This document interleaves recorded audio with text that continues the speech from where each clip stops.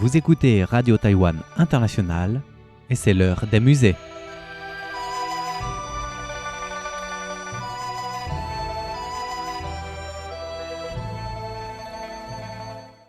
Bonjour tout le monde, comment allez-vous?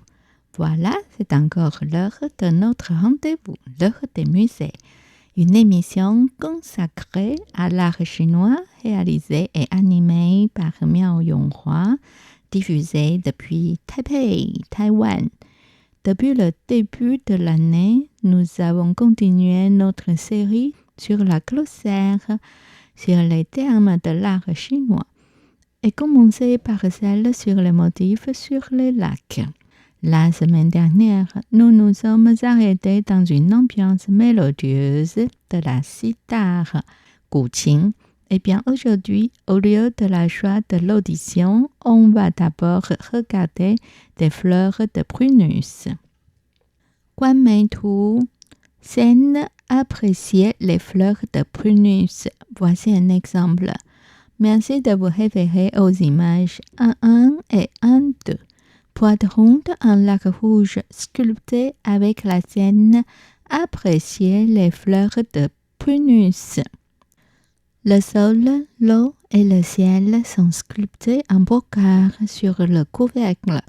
Au centre de la scène, un vieil homme avec une canne marche à gauche pour rencontrer 2 ou 3 vieilles prunes derrière un affleurement rocheux, tandis qu'une grue incline la tête et range ses plumes.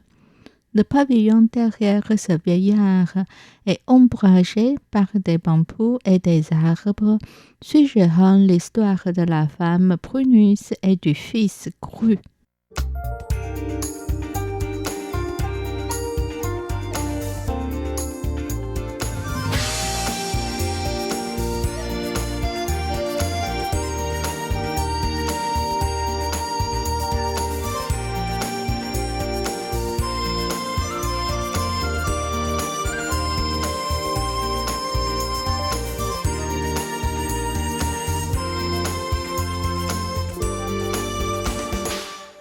L'histoire se raconte d'un homme seul qui aimait ses fleurs de prunus comme une épouse et sa grue comme un fils. C'est le récit légendaire d'un ermite de la dynastie Song, Lin Bu. Né dans une famille pauvre, Lin Bu était très assidu dans ses études et devint un érudit.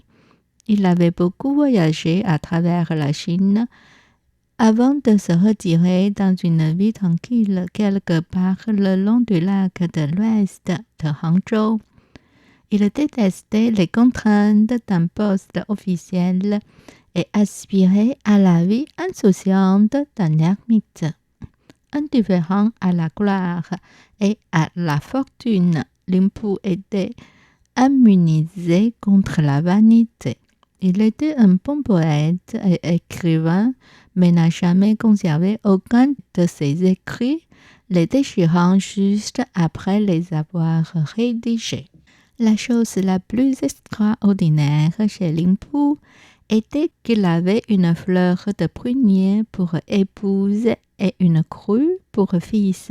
Lors de ses voyages dans les montagnes et des rivières célèbres, il achetait toutes les superbes variétés de fleurs de prunier qu'il trouvait, sans se soucier du prix, et les plantait autour de sa cour pour son propre plaisir. Au fil du temps, il a planté de plus en plus de pruniers, dont le nombre aurait atteint 300 environ. Il a également élevé une grue comme passe-temps. Lorsque des visiteurs venaient pendant son absence, le jeune serviteur laissait la grue en liberté, signalant à Lin Bu qu'il était temps de rentrer chez lui pour recevoir des invités. Bon, j'avoue que c'est quand même assez curieux comme l'histoire.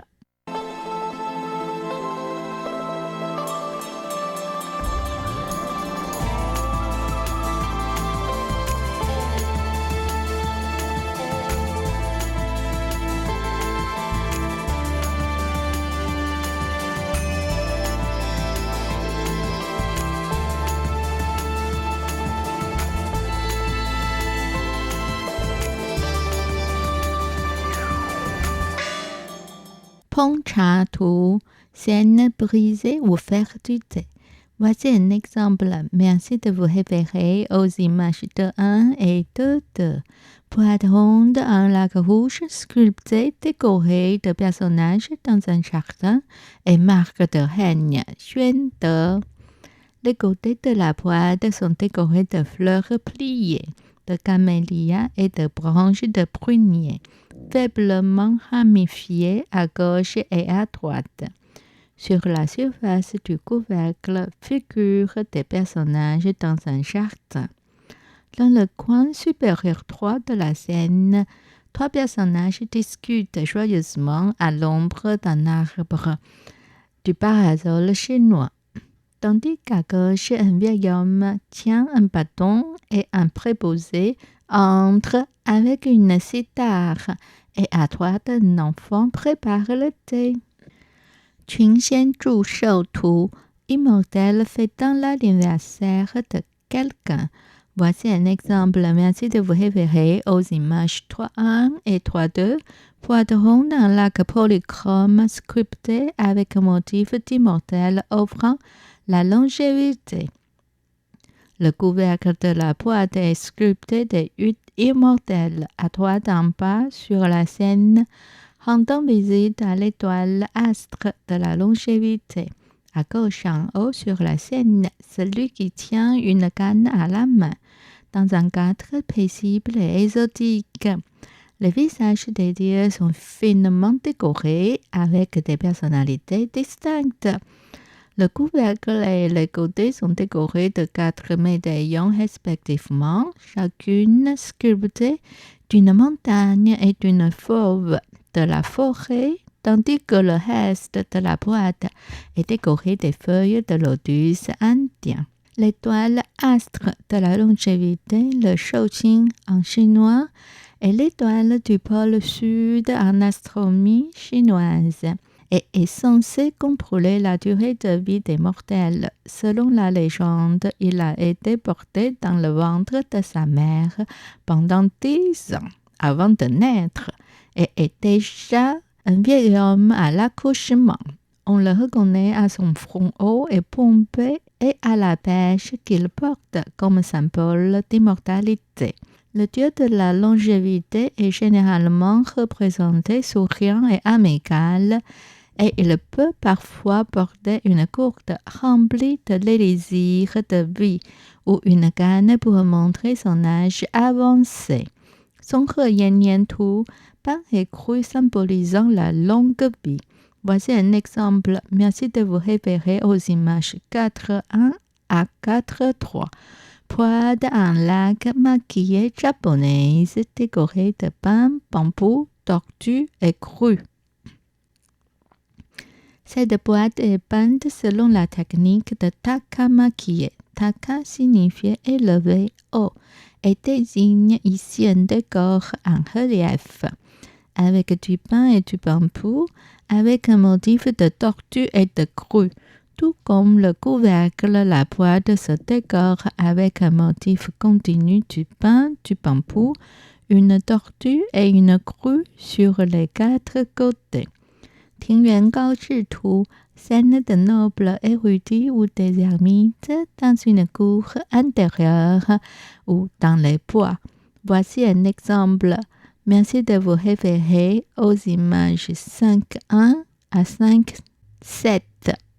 Boîte à 6 lobes en lac polychrome sculpté avec scène des ermites.